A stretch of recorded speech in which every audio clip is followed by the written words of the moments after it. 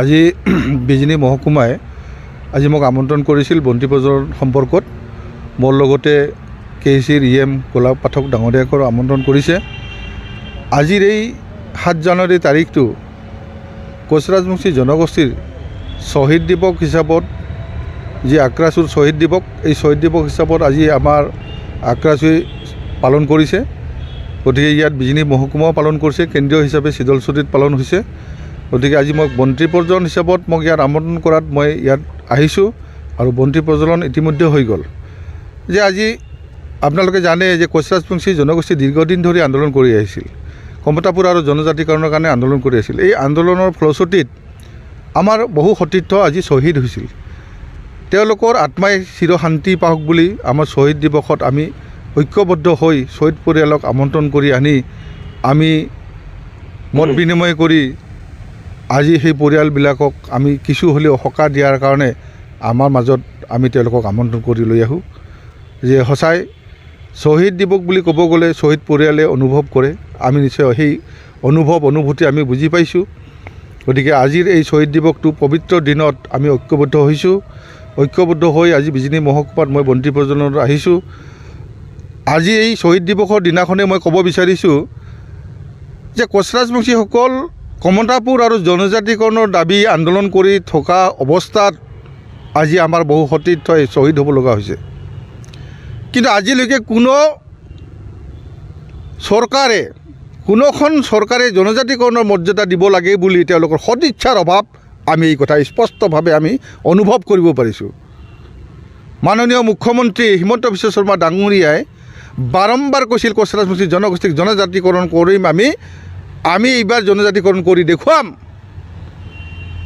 কেন্দ্ৰীয় চৰকাৰৰ মাননীয় নৰেন্দ্ৰ মোদীজী আহিও 6 মাহৰ ভিতৰত জনজাতিকৰণ কৰিম বুলি কৈছিল আমাৰ চৰকাৰ আহিলে। কিন্তু আজি কেইবা বছৰ পাৰ হৈ যোৱাৰ পিছতো অন্তিম দিন আহিছে, তথাপিতো আজিলৈকে তেওঁলোকে এই জনজাতিকৰণৰ ব্যৱস্থাটোক তেওঁলোকৰ যি সদিচ্ছা থাকিব লাগিছিল আমি দেখা নাপালোঁ। কমতাপুৰ নামত আজি আমাক এখন স্বায়ত্তশাসিত পৰিষদ দিছে, আমি ধন্যবাদ জনাইছোঁ। কিন্তু এই কমতাপুৰ স্বায়ত্তশাসিত পৰিষদখনক যি পুঁজিৰ আবণ্টন দিব লাগে সেই পুঁজি আজিলৈকে তেওঁলোকে নিৰ্ধাৰণ নকৰিলে, আবণ্টন নিদিলে। সীমিত পুঁজিৰে কোনো উন্নয়ন হ'ব নোৱাৰে। যাৰ কাৰণে ক'ব বিচাৰিছোঁ কোচ ৰাজবংশী জনগোষ্ঠীৰ জনজাতিকৰণৰ সমস্যাটো ইতিমধ্যেই যোৱা বিধানসভাত প্ৰতিবেদন উত্থাপন হ'ল। প্ৰতিবেদন উত্থাপন হোৱাৰ পিছত সেই প্ৰতিবেদনখনক লৈ ৰাজনীতি কৰি আছে কোনোবা ছত্ৰছায়াত, কাৰোবাৰ ছত্ৰছায়াত যি ৰাজনীতি চলি আছে সেই ৰাজনীতি বন্ধ কৰক।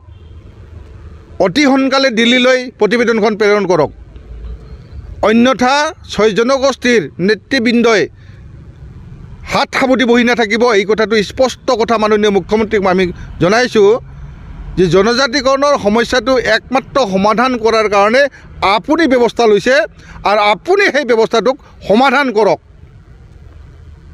আমি কাকো হিংসা নকৰোঁ, আমি কাকো বেয়া নাপাওঁ, কোনো জনগোষ্ঠীৰ লগত আমাৰ মত বিৰোধ নাই।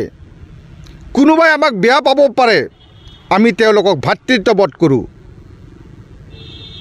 কাৰোবাৰ আমি কাঁহীৰ ভাত আমি কাঢ়ি খাব যোৱা নাই, কাৰোবাৰ আমি সম্পত্তি কাঢ়িব যোৱা নাই। আমাৰ গণতান্ত্ৰিক অধিকাৰ আমি বিচাৰিছোঁ। আমাক কোনো বিৰোধিতা নকৰক, আমি তেওঁলোকক আহ্বান জনাইছোঁ।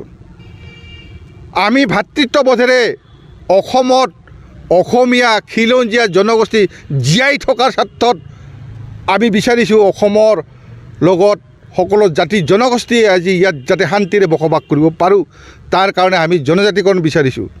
এই জনজাতিকৰণৰ ব্যৱস্থাটোক একমাত্ৰ মাননীয় মুখ্যমন্ত্ৰী হিমন্ত বিশ্ব শৰ্মা ডাঙৰীয়াই তেখেতে কৈছিল মই এইবাৰ এই 6 জনগোষ্ঠীক জনজাতিকৰণ কৰিম।